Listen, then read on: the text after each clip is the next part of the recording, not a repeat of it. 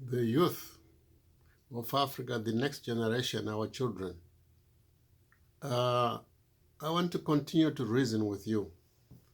I want to continue to have a proactive, bias for action, a conversation that talks about a direction, that talks about alignment of all these thousands and thousands of revolutionary movements and other associations in Africa that wanted to see about a new Africa, that talk about a new Africa and talk and talk and talk. And I want to talk about action. I want to talk about the one thing that can drive you into the future. I want to talk about something that has got a definitive picture of the future and something that has a practical execution process and something that has got a structure for every element of your transformation into your future. Something that somebody, because it takes somebody to start these things.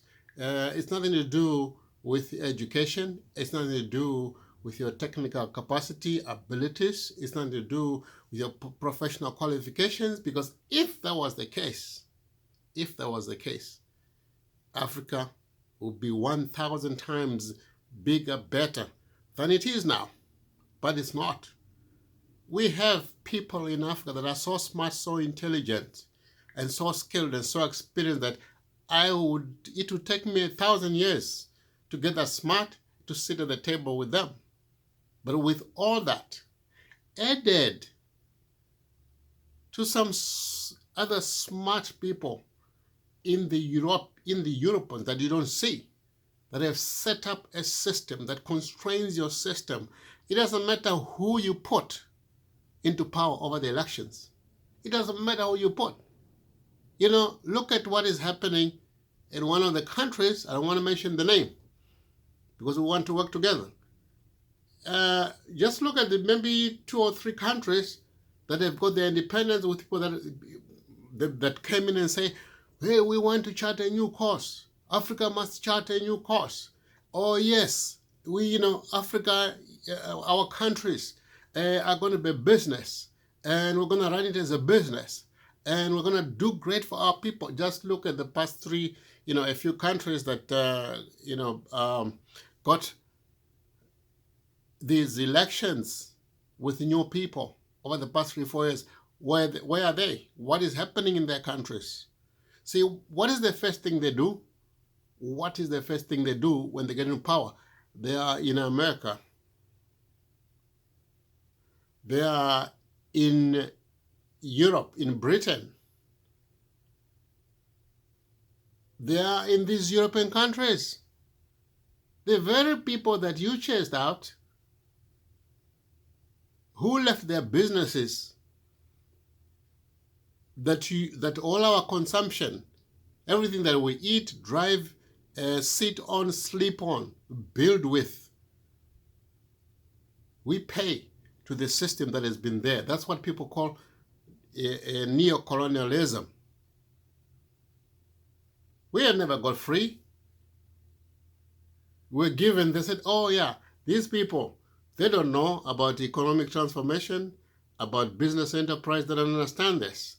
All they want is political power. Hey, let's let go.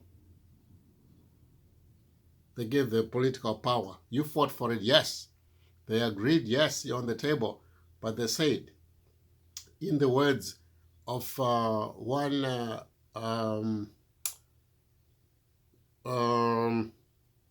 it wasn't Fanon. He quoted Fanon. It was at the tip of my tongue. He said that there was a brother from the islands, and he helped plan for the British to contain the African. He created a system which they said a people with an agenda that they have not chosen, and duties, and with a scanty opportunity to insert their own agenda. We're given duties by the British of what to do. You build this, you build that, you build this, we help you this, we help you that, right? And leave our businesses alone. And that's what's happening. We come help you here, help you. We plan for you. We are your master planners. Without exactly saying so. And this system is stuck. It doesn't matter who you put in. When you see them, some of them, I mean, look at the president of Ghana, for example, very smart. You know, very smart, very astute, very intelligent, educated, highly experienced.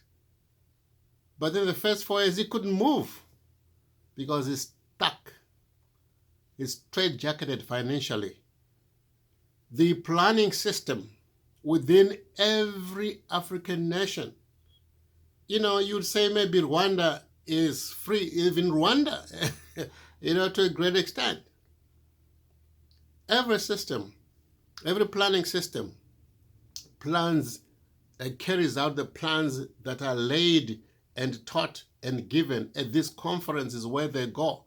You know, the permanent secretaries and the directors, they're always out of the country to these seminars, and they love it because they get this thing called per diems, allowances, which they keep, and other allowances that they get from their governments, and they've forgotten why they're there, and while they're there, they are given stuff that they're going, I mean, this stuff, somebody has spent years putting it together in a plan, and they know their people. They just hand you, like this. You hear every nation talk about Agenda 2030. Agenda 2030 is not an original idea. It's an idea that has to do with these things called Millennium Development Goals, or they're now called Sustainable Development Goals, that were structured by the United Nations. The United Nations think that they can, with these foreign nations, take away what they call poverty. You know, the third world countries, they're just underdeveloped. Each nation needs to take care of its socio-economic, social development and transformation process. Not directed, not taught, not empowered, not assisted by the United Nations and Europeans. There's nothing in the African Union, you know why? Because around the 80s, the United Nations came up with this idea of, you know, this is the decade for Africa, and then that went by. In the 90s, this is a decade for Africa. That went by. The 2000s, this is a decade for Africa. And they give the money for the seminars, but nothing happens. And then they come up with this thing called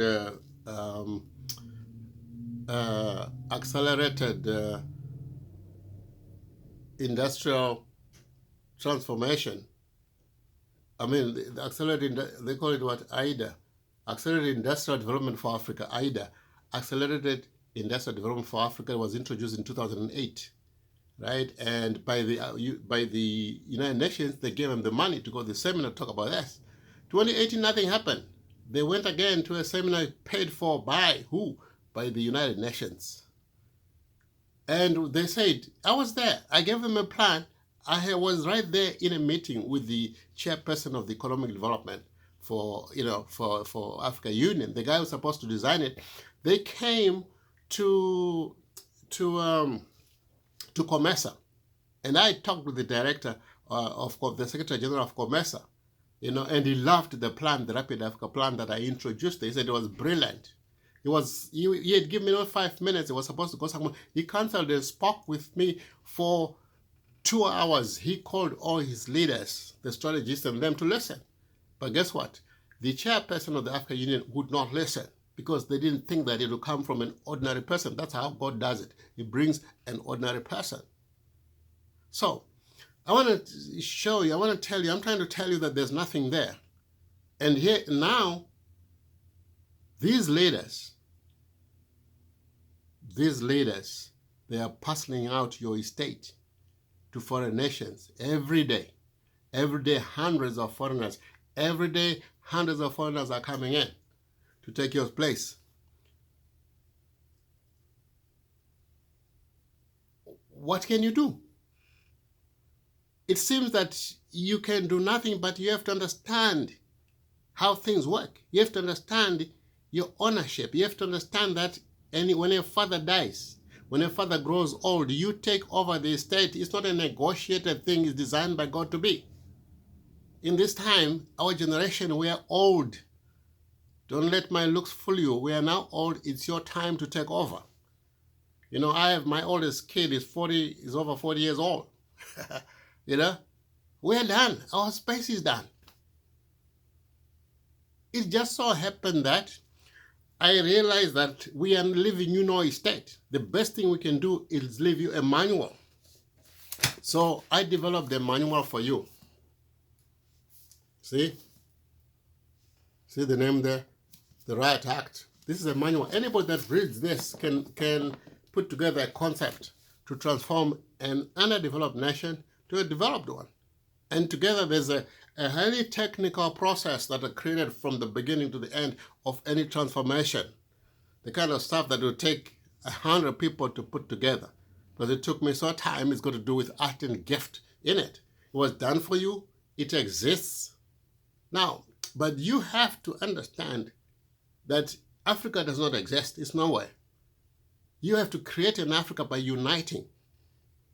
See, in what form of unity? See, here's the plan, the Rapid Africa Plan. And this idea at the Congress that we came up with, that was approved by 99% of the people, that let's form the All Africa People's Alliance. And you, the youth, should be at the forefront of this, to drive this, so that the plan is there. Now, when you have one voice together with your plan, you go and talk with these elders and say, we have our space, we have our structure, we are ready, we are the leadership, we are the power of the future. This is our place, it's our space. We want to control it, we want to lead it, we want to manage it. Let's talk about the transition process. It's overdue. It is natural, it is scientific, it's standard. It is cultural by African standards. You sitting right there and talk and talk and talk, you need to lock onto a leading idea. Yes, you want a new Africa. I say Africa. We have created a picture of a powerful vision that is measurable and can be structured, which we have done already. It's ready to go. The Rapid Africa Plan is a ready-to-go process. It's ready. Only you need to follow what's called the AAPA, the All Africa People's Alliance. Organize yourself as youth, as student unions, as civil groups, as Pan-African institutions. When we talk unity, unity for what? In what form? This is the best unity, to be one voice, one Africa, one roadmap, one blueprint, one voice. Only then can you build the Africa that you want. The Africa that is possible. An explosive transformation process or growth process, expansion process of a people that have everything they need, from the resources, the people, smartest, great creators. It's ready. Understand that you need a plan. The plan is ready for you. The Rapid Africa Plan and the Unity Model, All Africa People's Alliance, all the institutions that are there, all the movements come together with your name. All that is required is the numbers. Subscribe. Prof. Huntington Daily. Go to the Rapid Africa Plan, Facebook, Instagram, Twitter, everywhere, right there. Put your name, subscribe, let's have the numbers. That's your freedom. The numbers is your freedom. We know what to do with the numbers. You go subscribe. You want millions. Subscribe. Let's have the millions there. Boom. We start the new Africa. We have everything in position. Everything ready to do it. What's required is your signature. Down there. Subscribe. Prof. Huntington Daily. The Rapid Africa Plan.org and Facebook. Boom.